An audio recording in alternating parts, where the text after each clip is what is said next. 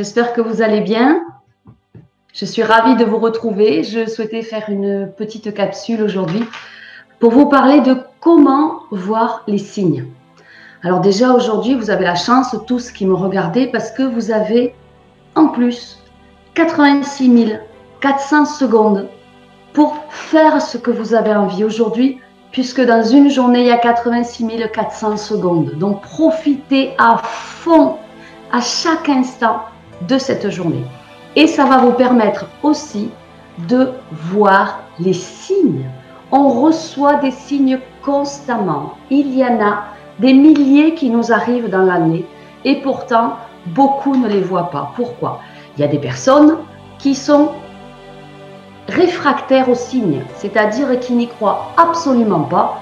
Et donc, même si elles ont des signes distincts venant des plans supérieurs pour les aider, de leur guide, de leur famille d'âme, des êtres de lumière, des milliers qui sont tout autour de nous et qui sont là pour nous seconder, pour nous aider, pour nous soutenir. Donc, si on n'y croit pas, si on ne veut pas les voir, on ne les verra pas. Parce qu'on a le libre arbitre, donc là-haut, ils ne vont pas insister. Ils vont plutôt envoyer des signes à ceux qui le demandent. Il y a des personnes qui y croient sans y croire, et puis un jour, il y a un énorme signe, et là, elles peuvent enfin le voir. Et il y a des personnes comme moi, ou comme vous, qui sont plus attentives aux signes sans en être obsédées. C'est-à-dire que si dans votre vie, vous attendez toujours un signe de là-haut, très visible, qui vous tombe sur le coin du nez pour prendre une décision, vous ne prendrez jamais la bonne décision. Parce que vous êtes toujours en attente. Donc si vous restez en attente, d'être en attente d'un signe du ciel, de Marie, de Jésus, de vos anges, de vos guides, eh bien vous n'allez jamais passer à l'action. Donc oui, on est ouvert, on reste l'esprit, le cœur et l'âme, ouverte à tous les signes qui nous sont envoyés du ciel pour nous guider, mais on doit le demander. Demandez un signe pour quoi que ce soit. Si vous ne savez pas, si vous devez rester dans cet emploi ou changer d'emploi, demandez un signe. Et si vous avez du mal à voir les signes, demandez un signe énorme, un signe qui vous tombe sur le chemin, quelque chose de très grand. Alors ça sera peut-être un panneau publicitaire, ça sera peut-être une horde de sirènes de pompiers, ça peut être tout simplement un cœur que vous voyez sur la route. Les signes peuvent être très gros ou peuvent être beaucoup plus petits. L'important, c'est d'y être attentif. Quand vous avez des signes, je vous donne un exemple. Vous êtes attentif aux signes, mais sans en être forcément attentif. Et vous vous posez une question pour votre travail. Est-ce que je dois rester dans ce job ? Est-ce que mes collaborateurs m'apprécient? Ça, c'est parfois quand on peut manquer de confiance en soi ou quand un supérieur nous a réprimandé ou nous a dit que notre travail n'était pas parfait. Eh bien, forcément, par rapport à nos croyances, par rapport à notre vécu, à notre éducation, on peut se sentir très très mal. Et après, ça nous conduit à faire encore plus d'erreurs. Donc, demandez un signe. Et vous regardez. Vous êtes attentif dans toute votre journée. Je dirais que le signe, vous le recevez entre 24 et 48 heures. Vous posez votre question. Est-ce que mon job aujourd'hui, c'est le bon job pour moi? Et dans les 48 heures, vous devez avoir reçu le signe et vous aurez reçu le signe. Si dans les 48 heures, vous pensez que vous ne l'avez pas reçu, c'est que vous ne l'avez pas vu et qu'il n'était pas assez énorme pour que vous vous en rendiez compte. Donc, demandez à nouveau à avoir un signe et que cette fois, ça soit un signe qui soit gigantesque et que vous ne puissiez pas rater. Vous vous posez la question, est-ce que je dois rester dans ce travail? Et là, vous entendez une énorme sirène de pompiers qui passe dans la rue, et un camion, et 2 camions, et 3 camions. Eh bien, je peux vous dire que le signe, c'est que là, il y a le feu. Donc, il faut vraiment commencer à poser les jalons et à voir comment vous pouvez changer d'emploi. Si vous vous demandez, vous trouvez que votre voisin est sympathique avec vous, mais peut-être un peu trop sympathique. Et vous ne savez pas s'il est vraiment honnête, ou si c'est de l'hypocrisie, ou si vous pouvez lui faire confiance. Et vous demandez un signe. Et là, vous entendez des voitures de police passer à toute allure. Vous êtes dans votre voiture, vous vous posez la question, est-ce que vraiment cette personne m'apprécie ou est-ce qu'elle va essayer de me demander quelque chose ou est-ce que c'est de l'hypocrisie et ça vous taraude? Eh bien, demandez un signe. Et si vous voyez des sirènes de police doubler tout le monde sur la file de gauche et vous vous poussez avec votre voiture, je peux vous assurer que c'est un signe.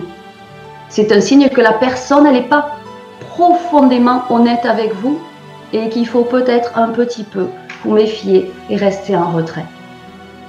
Les signes aussi peuvent être beaucoup plus simples, mais vous pouvez aussi demander de l'aide, du support, du soutien. Je demande beaucoup à Saint Antoine de Padoue.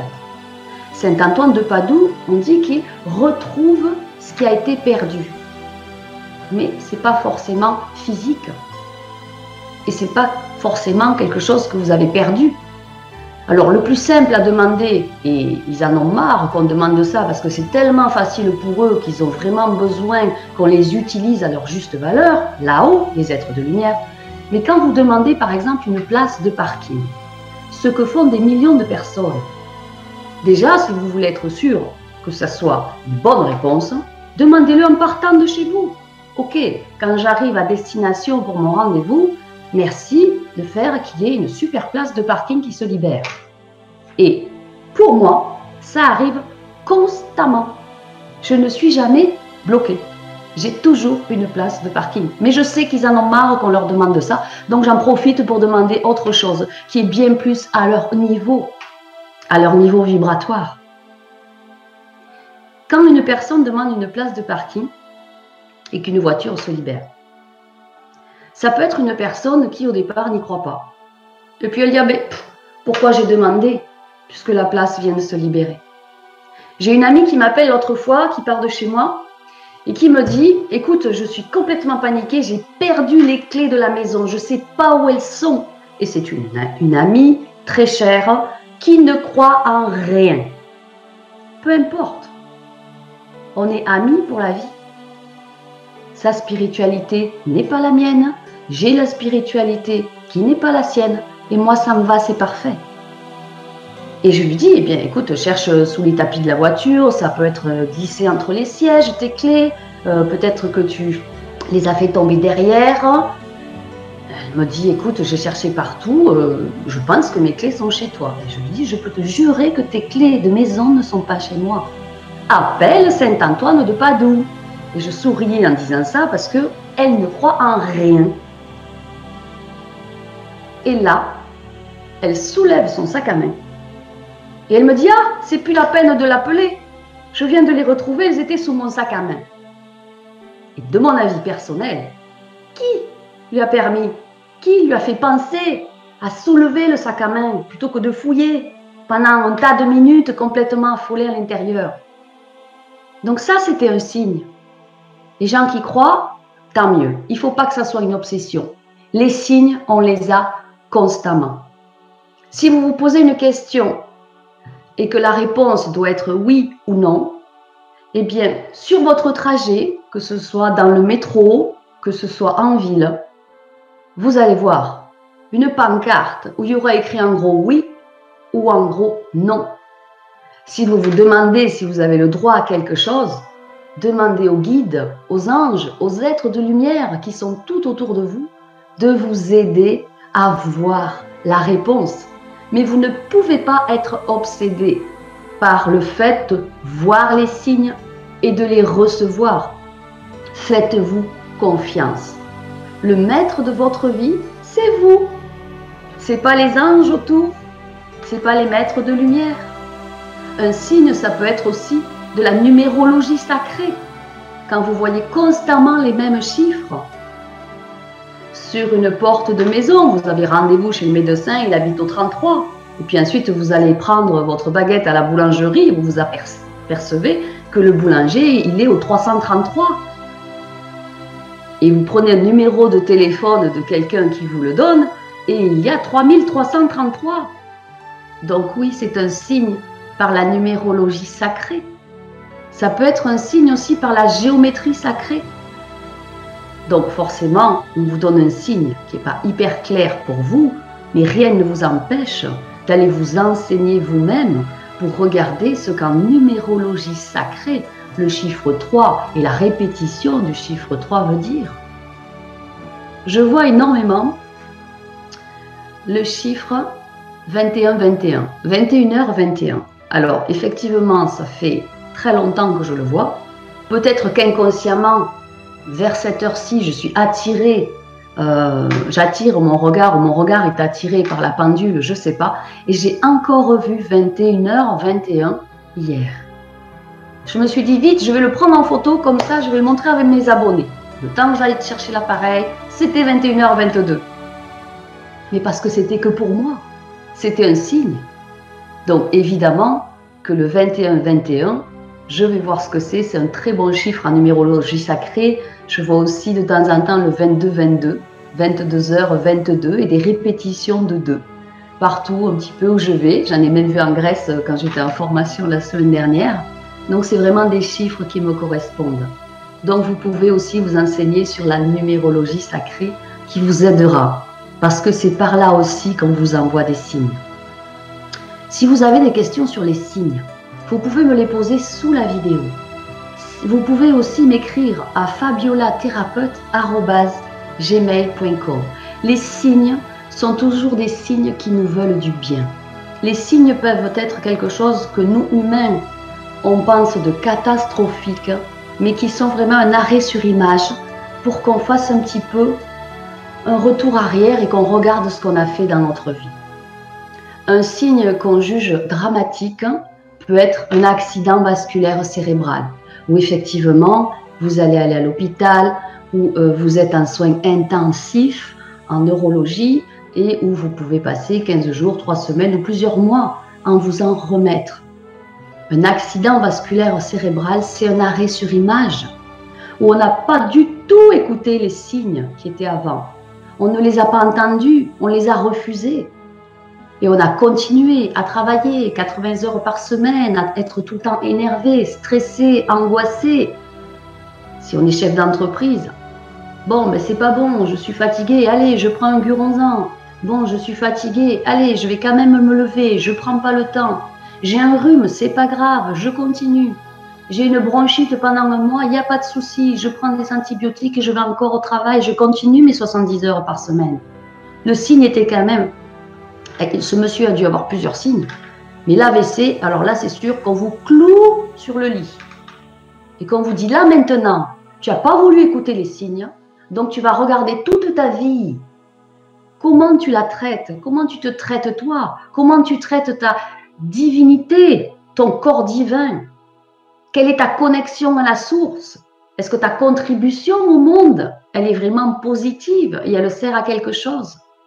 Est-ce que tu donnes le meilleur de toi?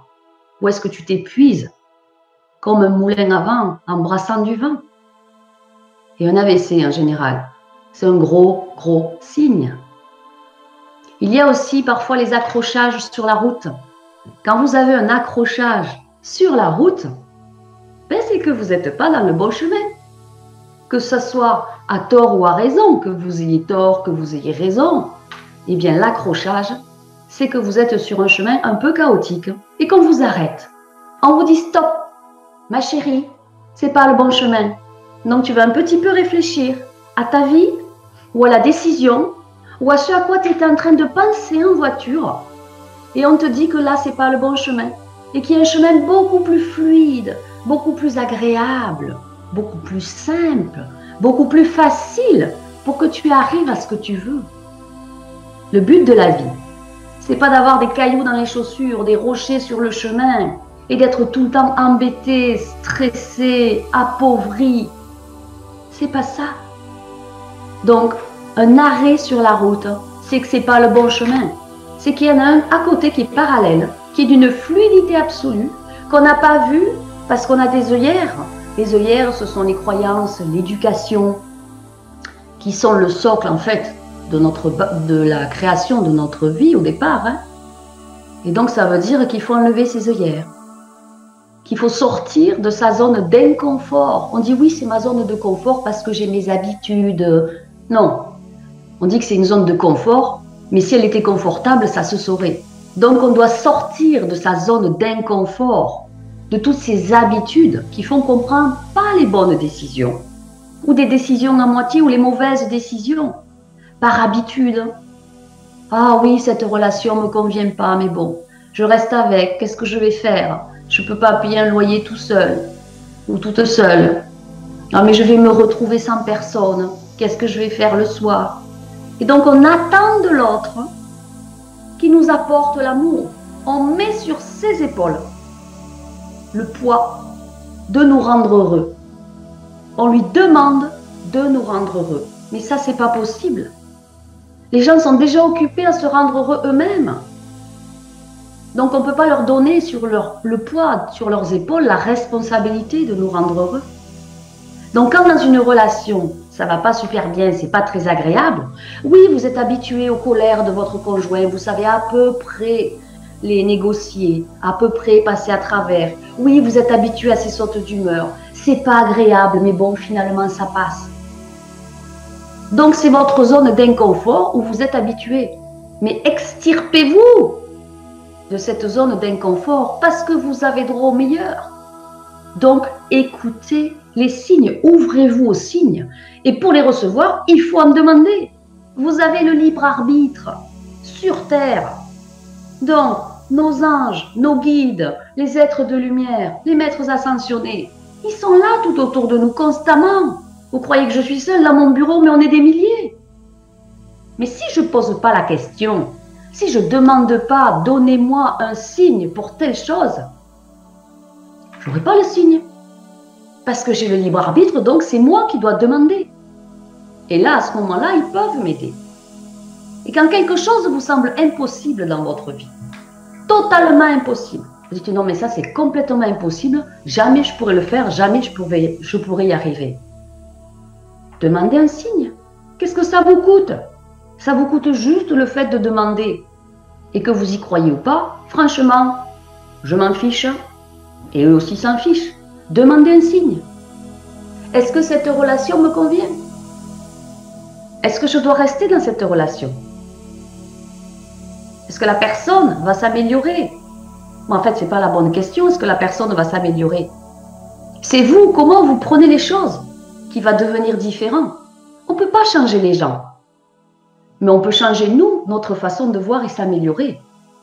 Et commencer à se faire passer en priorité. Et pour ça, les signes qu'on demande nous aident profondément. Parce qu'on a tous le droit, on est tous infiniment légitimes à vivre la vie de nos rêves. La vie qui nous fait plaisir. La vie où on est bien. Tout doit être fluide et facile dans son quotidien. Et la facilité, ce n'est pas un gros mot. Quand j'étais enfant, ma mère me disait toujours, toi tu choisis toujours la facilité. Et je ne comprenais pas pourquoi c'était négatif. Je ne comprenais pas pourquoi j'aurais dû choisir la difficulté. Donc, dans les gènes, j'avais déjà ça, le fait de vouloir choisir le chemin le plus simple, le plus fluide, le plus agréable. Et vous tous, vous devez choisir et être sur le bon chemin.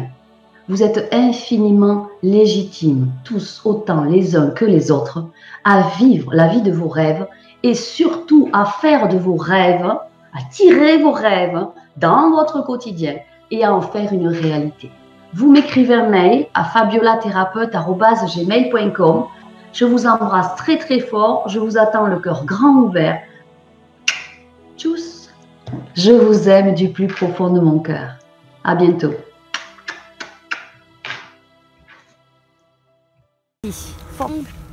On peut réussir sa vie, il faut rester calme et avoir confiance en soi. On peut réussir sa vie, il faut rester calme et avoir confiance en soi.